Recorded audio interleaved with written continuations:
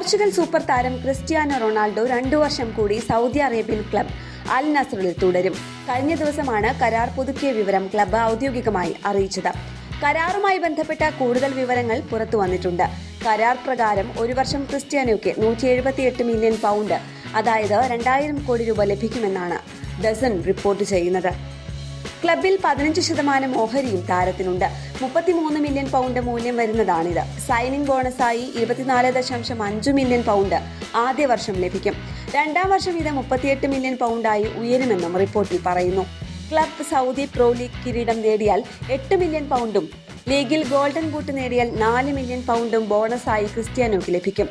Asian champions ലീഗിന് യോഗ്യത നേടുകയും വിജയിക്കുകയും ചെയ്താൽ 6.5 മില്യൺ പൗണ്ട് ബോണസായി കിട്ടും.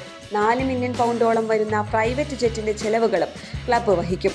വിവിധ ജോലികൾക്കായി താരത്തിനൊപ്പം 16 പേർ മുഴുവൻ സമയവും ഉണ്ടാകും. 3 ഡ്രൈവർമാരും വീട്ടുജോലികൾക്കായി 4 പേരുമുണ്ടാകും.